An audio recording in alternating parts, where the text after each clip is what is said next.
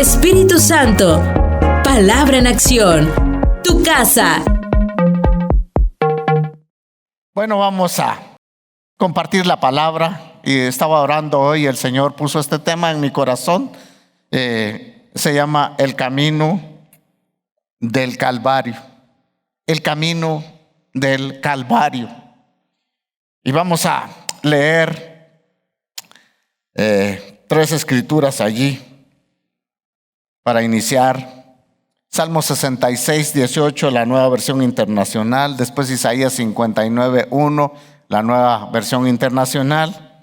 Y después vamos a leer Primera de Pedro, capítulo 5, versículo 10 en la Valera 60.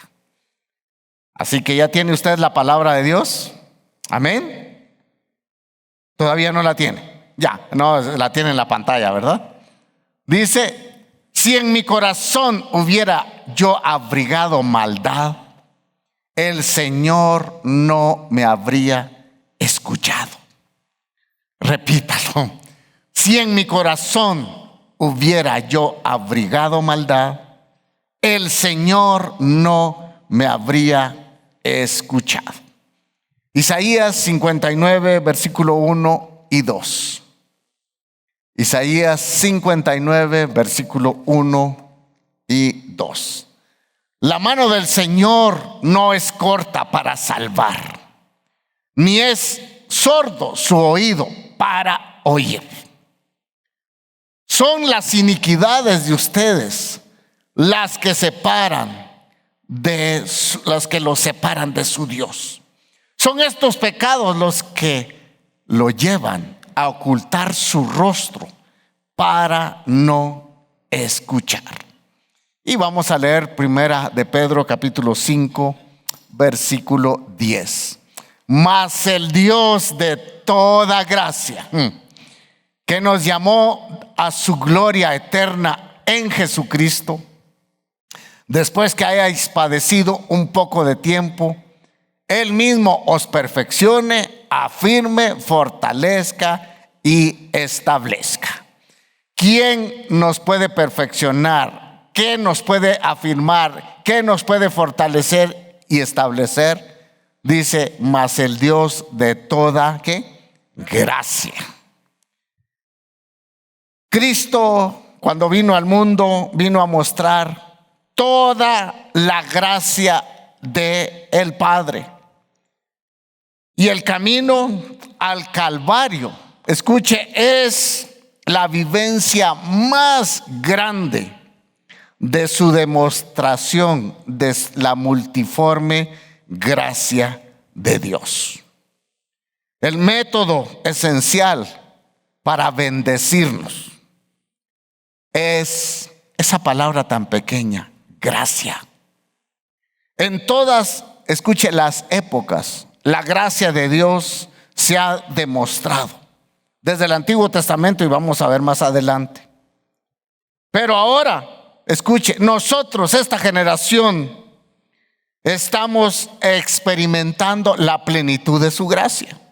No sé si usted la está experimentando. Yo sí la estoy experimentando.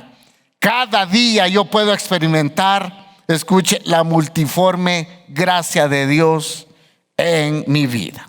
La gracia de Dios en el Antiguo Testamento, fíjese que es la palabra Ken, K-H-E-N. Y en el Nuevo Testamento es la palabra, se escribe así, charis. Estos dos términos generalmente significan el favor y la bondad sin merecerla.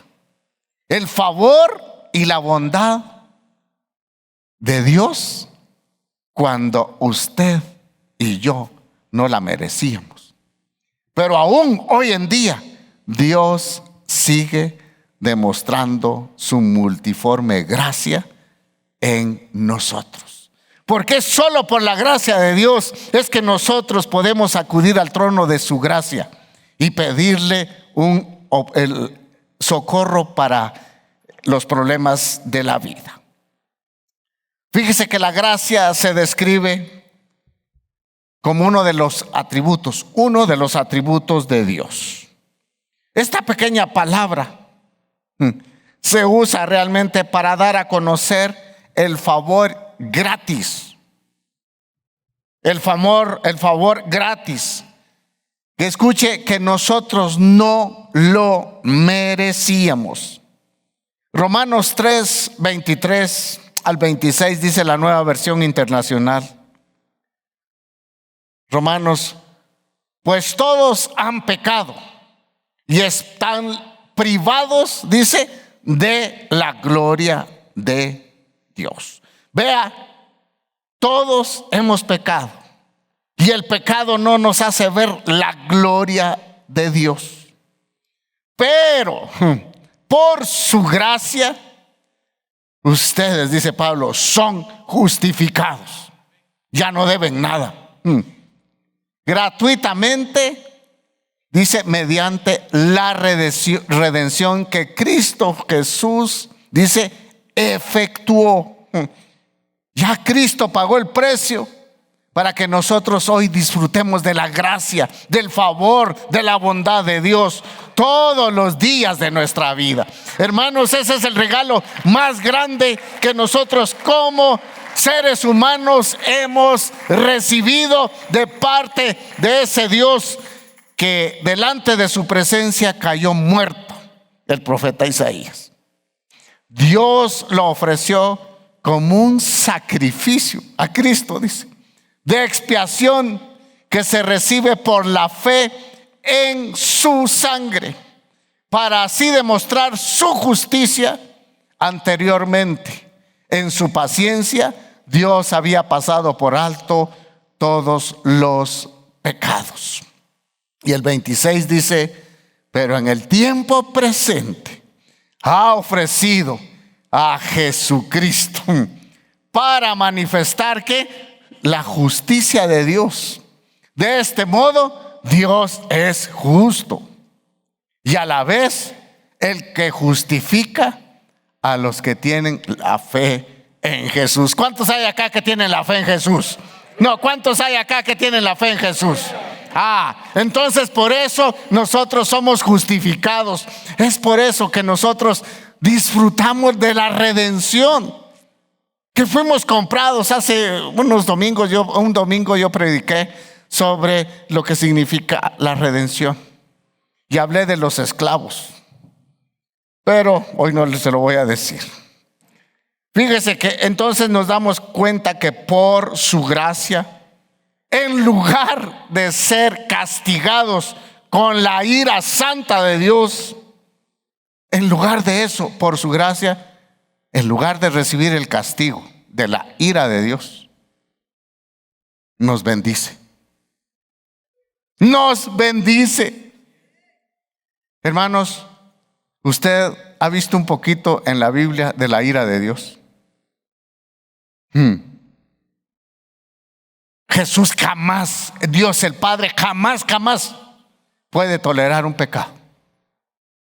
Y a nosotros que teníamos toneladas de pecado, nos salvó de la ira del cielo cuando usted sencillamente creyó y tuvo fe en el sacrificio de Jesús. Y ahora usted es poseedor de la gracia de Dios. ¿Por qué le anoté el camino del Calvario a este pasaje? Porque en el camino al Calvario Jesús demostró su gracia. Y nosotros en el camino al Calvario encontramos el perdón de pecados. Porque el Calvario siempre lo asociamos con la cruz. Y ahí fue donde nosotros recibimos ese regalo que jamás lo merecíamos. Y por eso, ¿cómo no vamos a servirle a Dios? ¿Cómo no vamos a hacer lo mejor para Dios? Hoy,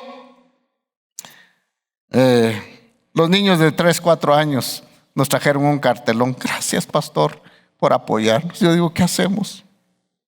Gracias, un montón de papeles ahí, los tengo, no los he leído todavía. Y Rosito, que es la coordinadora, me los llevó llorando. Esto es lo que los niños escribieron para usted. Y mire, yo le digo a mi esposa, es que no quiero salir de la oficina ahorita en la tarde. Por ustedes salí, porque tenía que predicar. Yo dije, ¿qué hice yo para ganarme ese corazón de los niños? ¿Qué hice? Nada. Estamos preparando una escuela bíblica de vacaciones. Vamos a inyectar un montón de plata con los niños. Yo le dije, por dinero no nos detengamos para bendecir toda una semana a esta generación de chiquitos que vienen, y nosotros como iglesia vamos a sembrar en los niños. Todavía me dijeron, es que si invitamos 100 niños más hay que gastar más de $2,000. Pues hay que gastarlos. ¿Por qué? Porque son nuestros niños, son la herencia de Dios.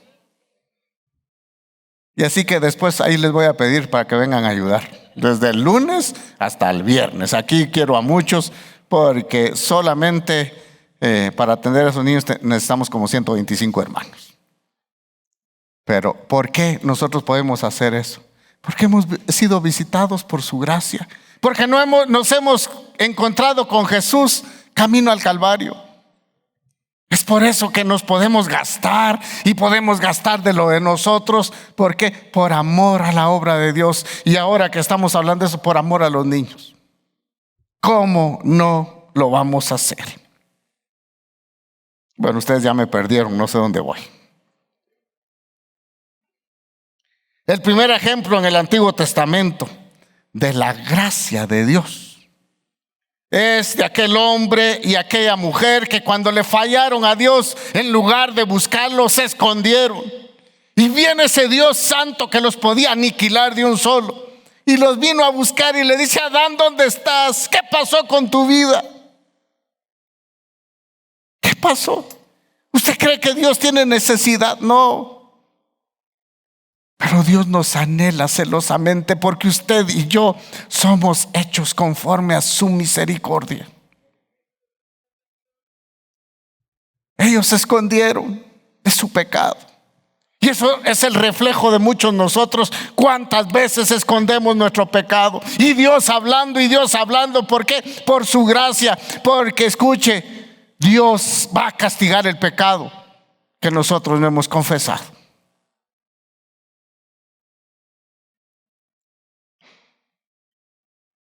Desde entonces Dios hizo el primer sacrificio. Fueron muertos de plano corderos, o un cordero o dos, yo no sé. Pero de eso dice, Dios les hizo unas túnicas para que ellos no sintieran la vergüenza de que estaban desnudos. Dios, escuche, los visitó y los vistió con pieles. Así es su gracia, que a nosotros nos viste y nos hace una nueva criatura.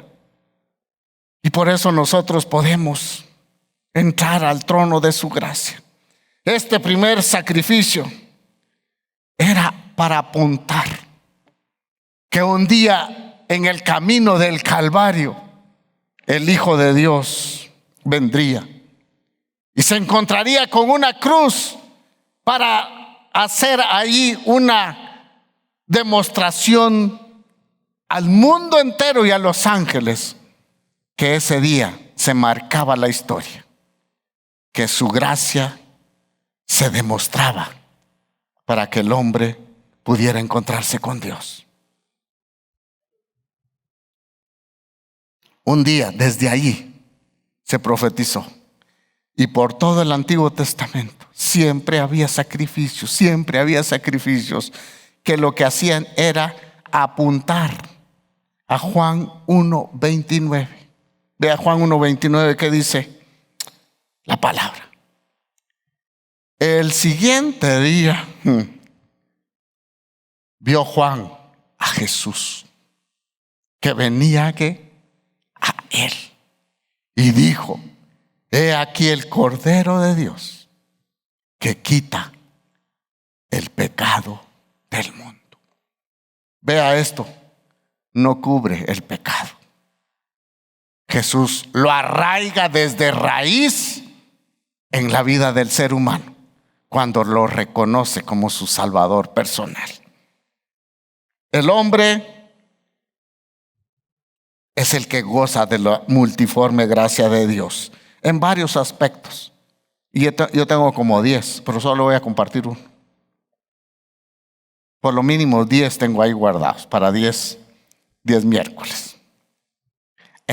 Primero, la multiforme gracia de Dios se ve en varios aspectos. Uno, en la salvación.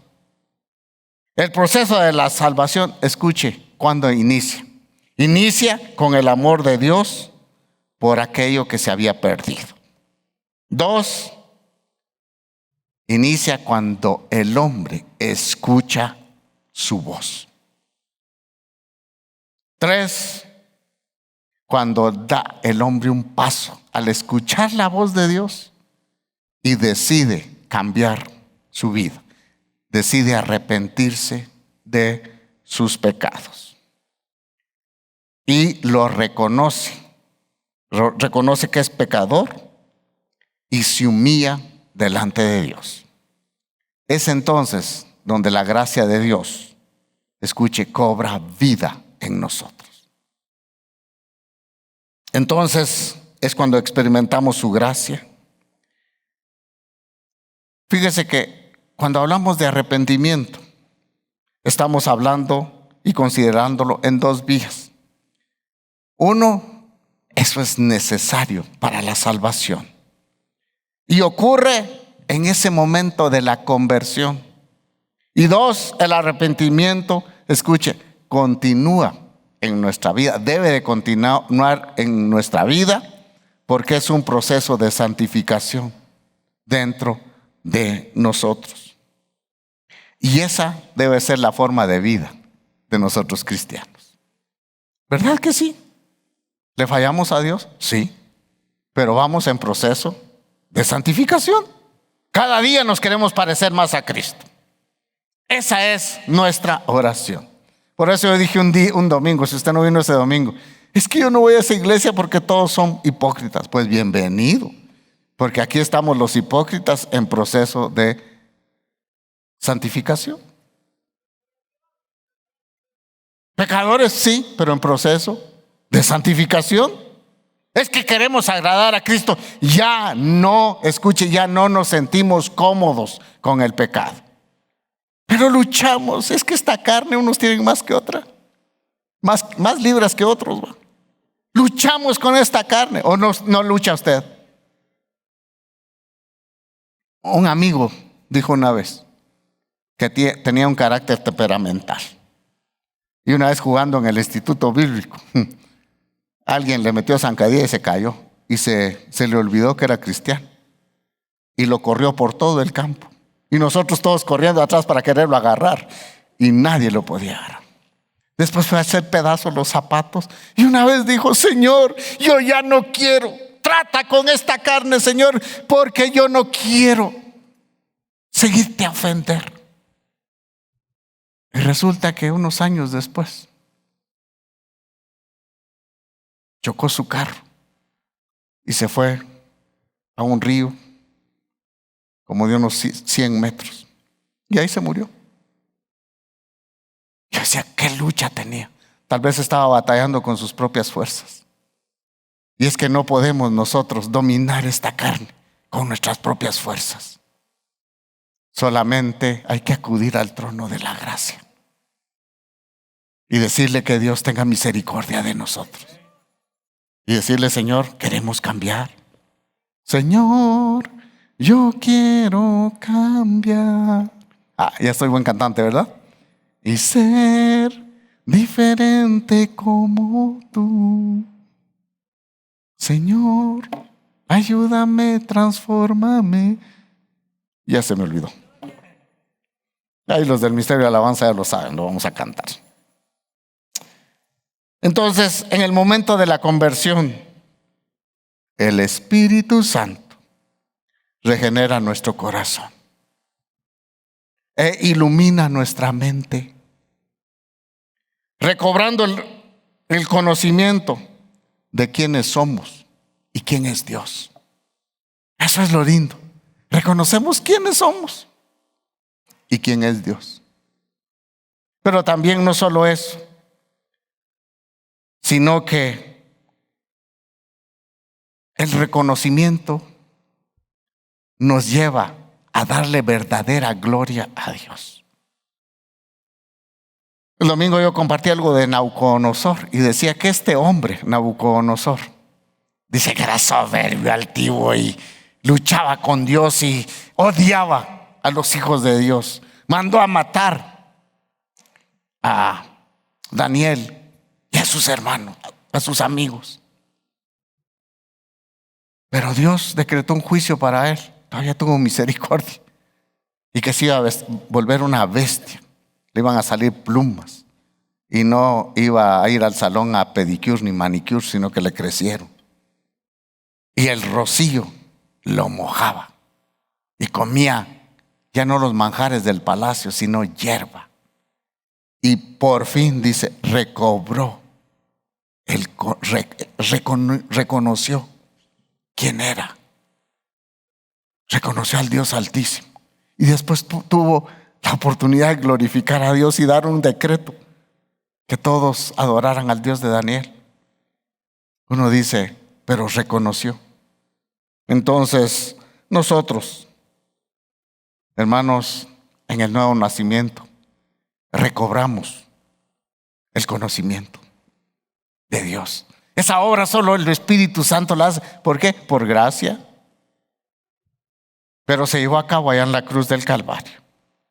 Fíjese que es allí cuando uno se arrepiente, es cuando uno expone sus faltas y pecados mediante la verdad divina. Y como resultado de esta obra maravillosa en nuestro corazón, nuestra mente cambiada ya y nuestra visión de la realidad de nuestra vida se altera radicalmente. Ya no pensamos como antes, pensamos diferente.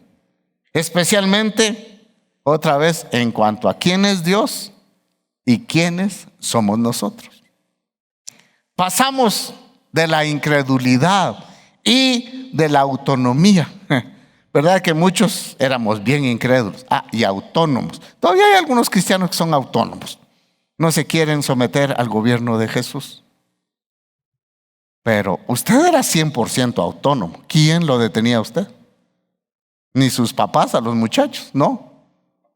Al hombre siempre le gusta ser autónomo. No depender de nadie, no entregarle cuentas a nadie. Pero el Señor nos cambia y pasamos de eso a la fe y a la sumisión de su voluntad. Para comprender cómo el verdadero arrepentimiento y la confesión nos hacen que llevemos una vida en Dios, primero realmente debemos de entender que cualquier tipo de pecado, y esto lo subrayé porque me impactó mucho. Escuche, debemos entender que cualquier tipo de pecado, dice, es una enfermedad mortal a la vida. Contamina, esclaviza. Y no solamente, sino nos hace miserables. Por eso los no nacidos de nuevo, aunque tengan todo, viven una vida miserable. Pero nosotros, si volvemos a ser esclavos, también, escuche, la vida en Cristo no la vamos a disfrutar. Hay una muerte espiritual, muerte emocional en nosotros. Contamina nuestra vida, contamina la familia, contamina a los demás. Esclaviza y lo hace miserable a uno. Mata, escuche, alguien pecador mata todo lo que toca. Impide que el amor de Dios se desarrolla a plenitud en el corazón. Mire, es igualmente verdad que el pecado.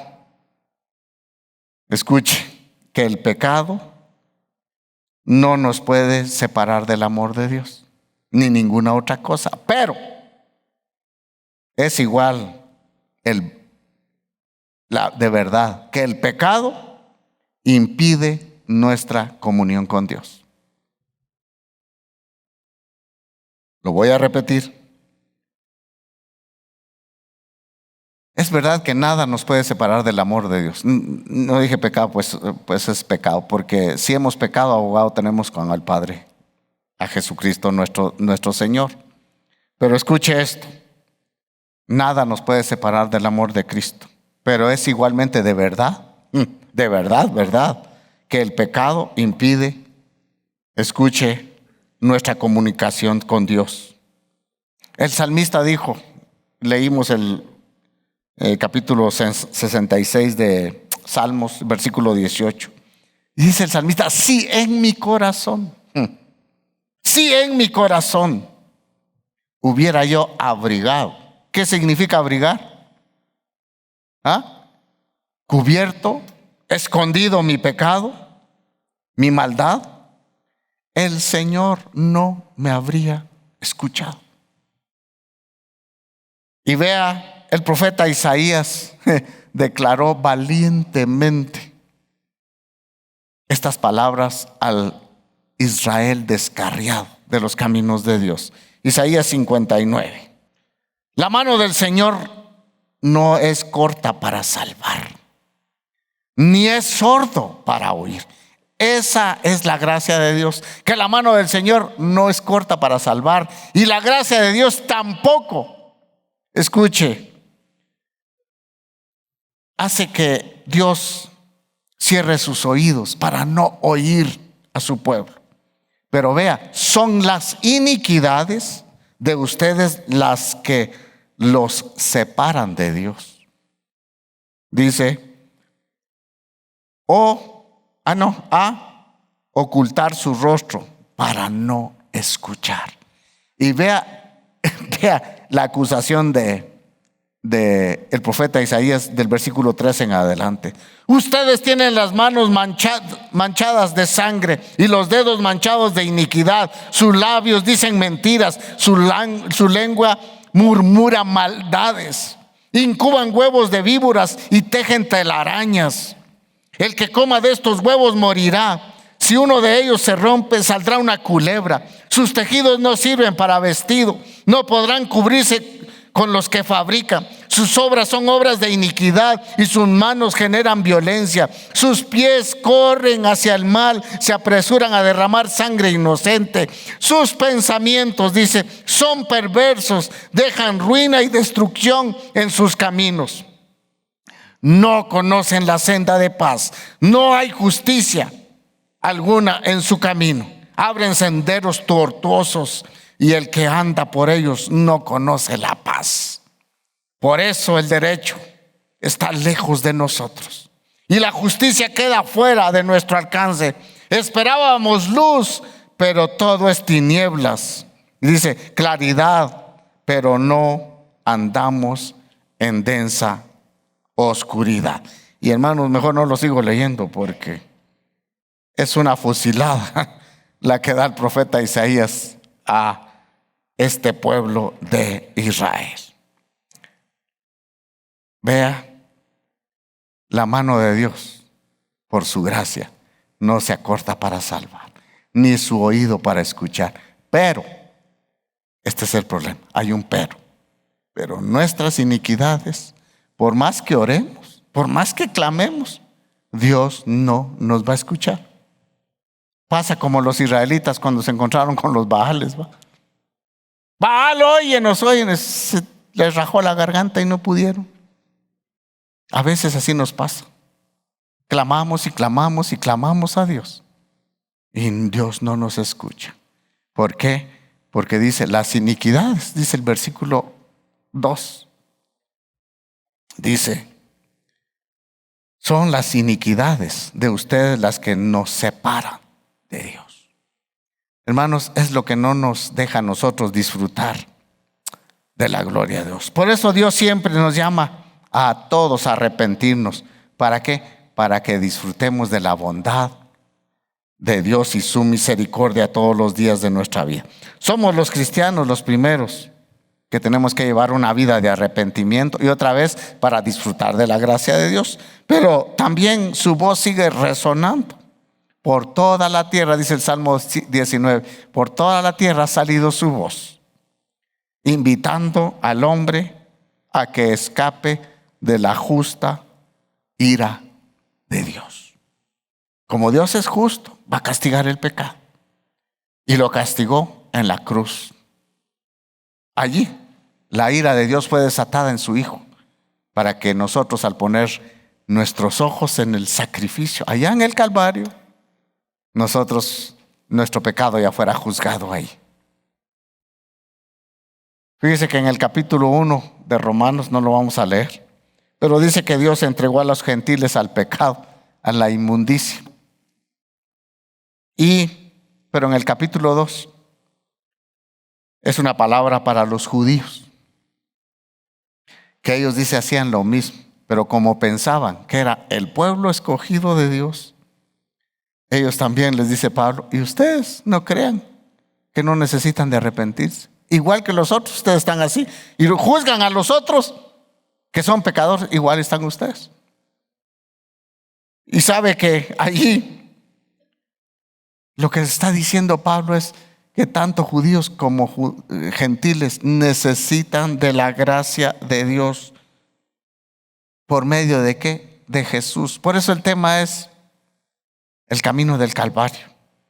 A los arrepentidos el Señor nos llama, escuche, no solamente a vivir el mensaje, sino también nos llama a compartir ese mensaje para todos aquellos que no se han arrepentido. Tenemos, escuche, el Festival de la Cosecha. Dijo Jesús, los campos ya están listos para la siega. Y a veces no tanto necesitamos orar por los perdidos. ¿Sabe qué? Necesitamos más orar por nosotros. Porque dice, los campos ya están blancos para la siega. Pero lo que hacen falta, ¿qué? Es obreros. Yo dije el domingo, usted y yo tenemos un ministerio glorioso. Se llama de la reconciliación. De reconciliar al mundo con Dios. El único camino que lleva al hombre a la verdadera libertad es el camino del Calvario.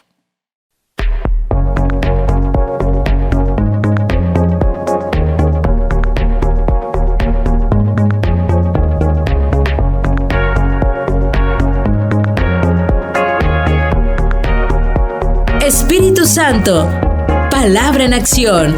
Tu casa